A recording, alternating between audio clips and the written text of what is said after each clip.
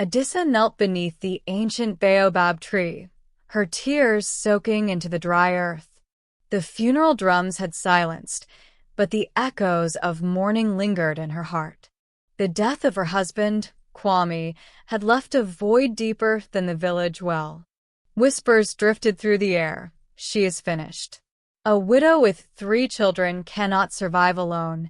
That evening, as the sun dipped below the horizon, painting the village in hues of gold and crimson, Adisa gathered her children.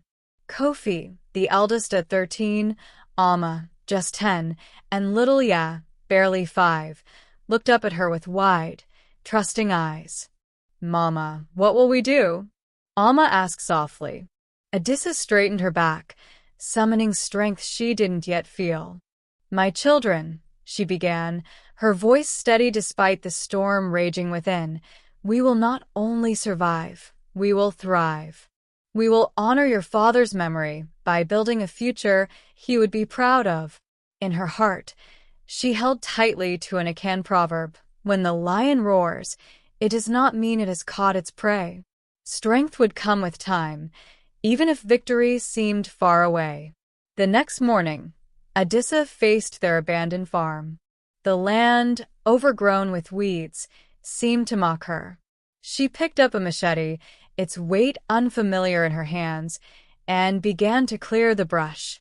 Her children joined her, their small hands working beside hers.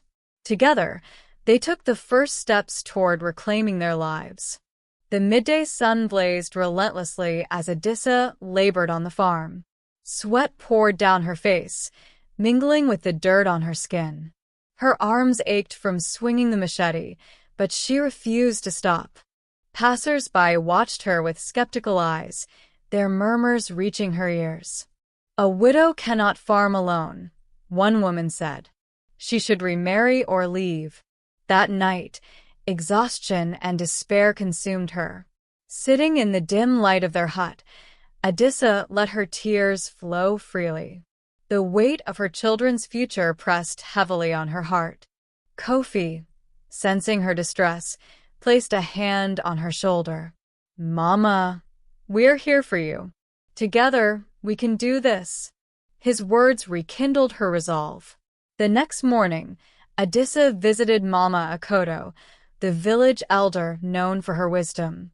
After hearing Adisa's plight, Mama Akoto prepared a ritual of blessing. She sprinkled water and herbs over Adisa's hands, chanting prayers for strength and prosperity. "Child," Mama Akoto said, "even the mightiest tree grows from a tiny seed. Do not lose hope." With renewed determination, Adisa returned to the farm. Each stroke of her machete became a declaration of her will to overcome. She whispered an old proverb to herself, "The bird builds its nest one stick at a time." As planting season approached, Adisa faced a new challenge. She had no seeds. Her savings had been spent on her husband's burial, and the farm needed more than her labor to yield crops. Desperation clawed at her, but she refused to give up. Gathering the baskets she had woven during the nights, Adisa went to the bustling village market.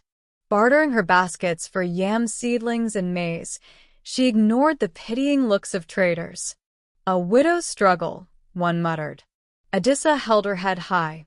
Returning home, she called her children to the farm. "We're not just planting seeds," she told them. "We're planting hope. Hope grows when it is nurtured with love and care." Day after day, they worked together, planting each seed with care and watering the fields with buckets hauled from the nearby stream. When the first green shoots emerged, Adisa felt a spark of pride. Her efforts had borne fruit, albeit small. A neighbor, Abi, noticed her work and came bearing gifts, a sturdy hoe and a basket of seedlings. "Your determination inspires me," Abi said. "Let us support each other." Adisa accepted the gifts with gratitude, her heart swelling with hope. The proverb, "If you want to go fast, go alone. If you want to go far, go together," began to resonate deeply within her. The first harvest brought both relief and joy. Though modest, it was enough to feed her children and repay small debts. Adisa's perseverance had not gone unnoticed. Inspired by her determination, Abi and other women in the village proposed forming a cooperative. "We can achieve more together," Abi said. The women pooled their resources and labor, transforming individual struggles into collective triumphs. They shared laughter and stories as they worked, singing traditional songs that spoke of resilience and unity.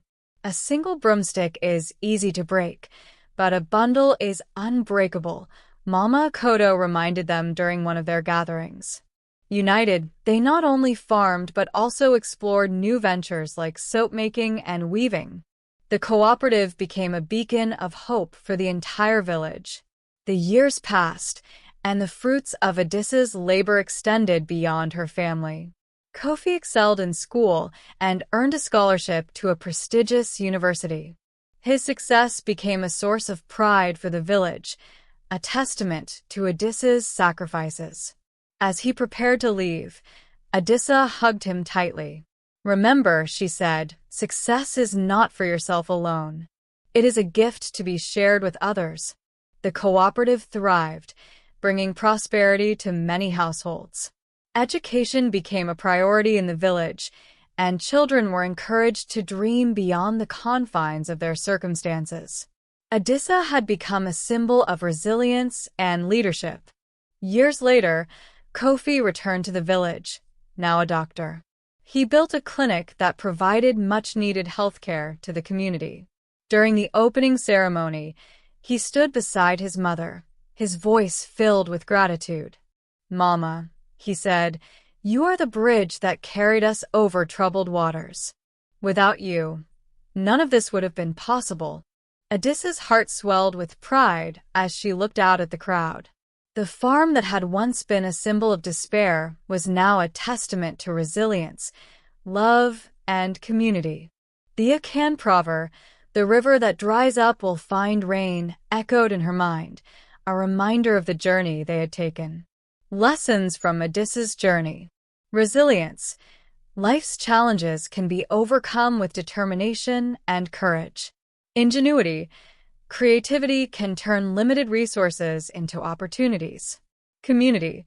Unity transforms individual struggles into collective triumphs. Legacy. Success is not for oneself, but for the greater good of others. Adisa's story reminds us that strength lies within, even in our darkest moments. Remember, when the storm passes, the river will flow again. You have the power to overcome any challenge, to plant seeds of hope, and to build bridges of strength for those who come after you. Keep believing in yourself and in the power of community. Together, we can thrive. Adisa's journey is just one of countless stories of strength and resilience. Now, we want to hear from you. Have you faced challenges that seemed insurmountable? Have you overcome obstacles with determination and hope? Share your story in the comments below. It could inspire someone who needs a reminder that brighter days are ahead. Let's create a community of hope and encouragement where we uplift and learn from one another. If Adisa's story touched your heart, don't forget to like this video and subscribe to our channel for more inspiring tales. Share this video with friends and family who might need a boost of motivation today. Together, we can build bridges of hope and strength for everyone. Thank you for being part of our journey. Let's continue to grow, thrive, and inspire, one story at a time.